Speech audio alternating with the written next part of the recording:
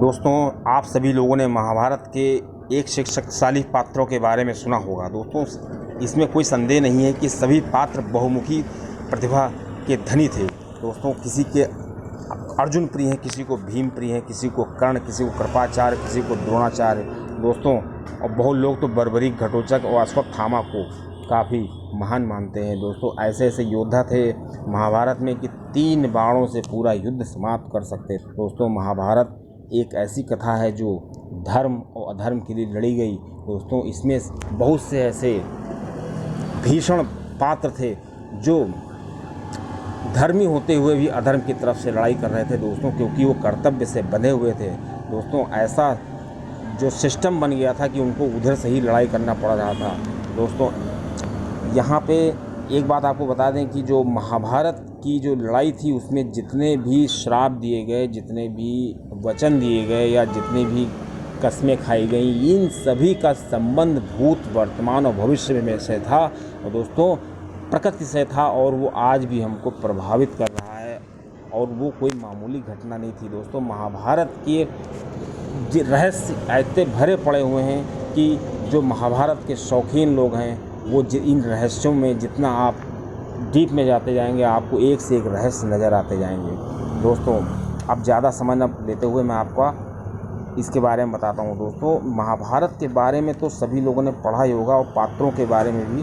दोस्तों, जो इसके पात्र थे वो बहुत ही बहुमुखी प्रतिभा के धनी थे। और दोस्तों, ये जो पात्र थे वो अपने अपने कारनामे दिखाते थे, लेकिन दोस्तों कुछ ऐसे पात्र थे जिन्होंने युद्ध लड़ा ही नहीं और बिना युद्ध लड़े ही उन्होंने अपना पूरा जीवन बिता दिया। दोस्तों, इतनी महत्वाकांक्षा होते हुए भी, इतनी प्रतिभा होते हुए भी उन्होंने युद्ध नहीं लड़ा। दोस्तों, ऐसे ही एक पात्र थे विदुर जी। दोस्तों, बताया जाता है कि विदुर जी बहुत ही शक्तिशाली थे और काफ़ी ज्ञानी थे और उनके अंदर इतना बल था कि शायद वो महाभारत का पूरा युद्ध एक ही पल में समाप्त कर सकते थे। तो दोस्तों, आज इस वीडियो में आपको बताऊंगा कि कहाँ से आई इतनी शक्ति विदुर जी के पास और कैसे इतने बुद्धिमान हुए और क्या संबंध था उनका पिछले जन्म में और उन्होंने कैसे दासी के यहाँ जन्म लिया। दोस्तों, और इतने बली होते हुए भी उन्होंने युद्ध में क्यों नहीं हिस्सा लिया। दोस्तों, इन सब के पीछे कुछ कथाएँ हैं। दोस्तों, एक बार की बात है कि बहुत पहले एक राजा हुआ करते थे, उनके यहाँ मांडव ऋषि आए। जब मांडव ऋषि आए तो उनके दरबार में बैठे तो उनके जो दरबारी जो लोग थे उससे कुछ चिढ़ गए। उन्होंने राजा से कहा कि इन्होंने चोरी की है। दोस्तों, जब ये चीज़ राजा को पता चली तो राजा ने उनको मृत्युदंड दे दिया और सूली पर चढ़ा दिया। दोस्तों, सूली पर तो चढ़ा दिया, लेकिन चूँकि वो ऋषि थे, उन्होंने कोई अपराध नहीं किया था, तो सूली का कोई असर नहीं हो रहा था। बहुत दिनों तक सूली पर चढ़ने के बाद भी उनकी मृत्यु नहीं हो रही थी।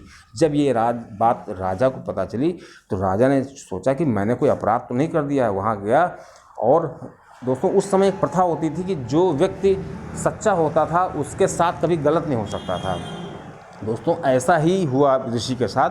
तो राजा को लगा कि इसने हमसे कोई गलती हो गई, उसने ऋषि से माफ़ी मांगी और उनको बाइज्जत बरी कर दिया। दोस्तों, ऋषि का बहुत अपमान हो गया था। ऋषि इस अपमान का घूंट बर्दाश्त नहीं कर पा रहे थे। दोस्तों, कुछ समय बाद उनकी मृत्यु हो गई। जब मृत्यु हो गई तो वो जब यमराज जी के पास गए तो यमराज जी से बिगड़ने लगे कि कैसा तुम न्याय करते हो, तुम जानते हो कि मैंने आज तक कोई अपराध नहीं किया है, फिर भी मुझे सूली पर चढ़ाया गया, मेरा इतना अपमान किया गया, तो कैसा है तुम्हारा न्याय। दोस्तों, बहुत बिगड़ने के बाद श्री धर्मराज जी ने उनको समझाते हुए कहा कि देखिए, आपसे भी कुछ अपराध हो गए थे, आपको ध्यान नहीं है।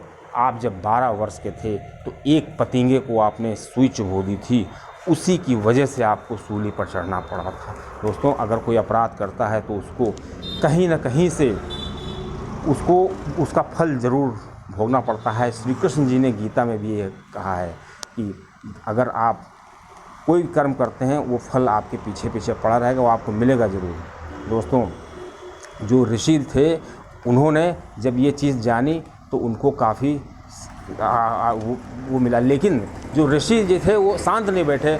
उन्होंने कहा, एक पतिंगे को सुई चुभोने के लिए इतनी बड़ी सज़ा कोई किसी को दे सकता है, उसका अपमान कर सकता है। जाओ, मैं तुमको श्राप देता हूँ कि तुम जो है तुमको मनुष्य योनि में जाना पड़ेगा और एक दासी के यहाँ जन्म लेना पड़ेगा और तुमको जो विदुर के अंदर क्वालिटीज़ थी वो सारी क्वालिटी का उन्होंने श्राप दे दिया कि तुमको ऐसा ऐसा होना पड़ेगा।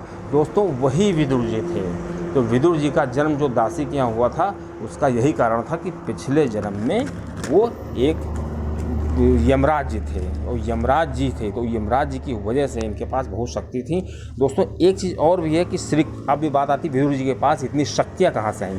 दोस्तों विदुर जी श्री कृष्ण के बहुत बड़े भक्त थे और दोस्तों श्री कृष्ण जी ने उनकी भक्ति से प्रसन्न होकर उनको एक बहुत शक्तिशाली धनुष दिया था। ये वही धनुष होता है जो विष्णु जी अपने पास रखते हैं। दोस्तों ये इतना शक्तिशाली धनुष था कि इस धनुष के आगे भीष्म भी नहीं टिक सकते थे।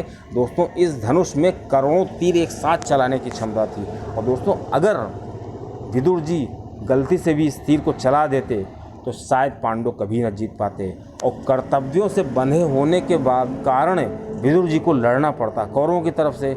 तो अब विदुर जी बहुत धर्म संकट में आ गए और चूंकि वो बहुत बुद्धिमान थे तो उन्होंने बुद्धिमत्ता का परिचय देते हुए युद्ध न लड़ने का फैसला किया। दोस्तों जब भी युद्ध की घोषणा हुई तो चूँकि ये बहुत अच्छे सलाहकार थे और ये बहुत स्पष्टवादी थे, किसी डरते नहीं थे, एकदम साफ बात कहते थे। दोस्तों इन्होंने धृतराष्ट्र को बहुत समझाया कि अपने पुत्र को समझाओ और अपने पुत्र से अपना नाता तोड़ दो, नहीं तो एक दिन क्या होगा कि तुम पूरा खानदान सहित नष्ट हो जाएगा। दोस्तों जब ये बात दुर्योधन को पता चली तो दुर्योधन जी ने विदुर का बहुत अपमान किया। दोस्तों विदुर ने समझदारी दिखाई, गुस्सा नहीं दिखाया और अपमान का घूंट सह गए और युद्ध में न लड़ने की प्रतिज्ञा ली। वो जानते थे कि अगर हम युद्ध नहीं लड़ेंगे तो कोई हमको लड़ा नहीं सकता। दोस्तों एक चीज़ और आपको बता दें, विदुर जी इतने लोकप्रिय थे कि जैसे श्री कृष्ण की बातें लोग बहुत ध्यान से सुनते थे दरबार में, उसी तरह जब विदुर जी बोलने लगते थे तो दोस्तों सभी शांत हो जाते थे।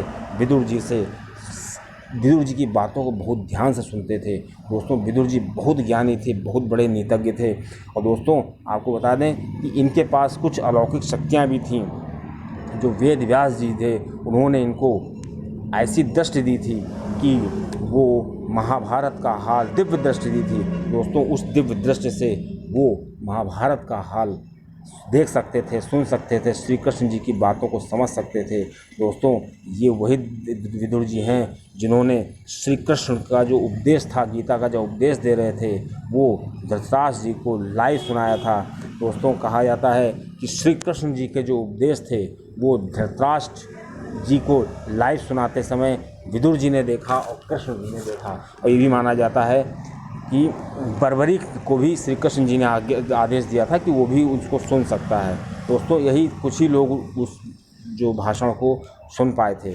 दोस्तों जो विदुर जी थे वो काफ़ी प्रतिभा के धनी थे और उनके अंदर काफ़ी क्षमताएं थीं, लेकिन उन्होंने अपनी क्षमता को दबाए रखा बुद्धिमानी की वजह से, क्योंकि वो जानते थे कि अगर वो युद्ध लड़ेंगे तो उनके सामने कोई टिक नहीं पाएगा।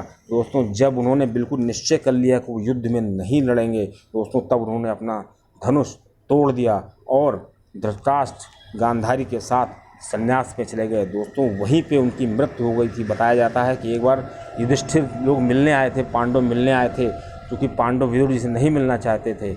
लेकिन जब उन्होंने देखा कि धृतराष्ट्र जी और गांधारी जी मिली तो धृतराष्ट्र जी से पूछा कि विदुर कहाँ हैं, तो उन्होंने कहा विदुर अभी अपनी तपस्या में लीन हैं। लेकिन जैसे धृतराष्ट्र जी पीछे मुड़े, युधिष्ठिर जी जैसे पीछे मुड़े वैसे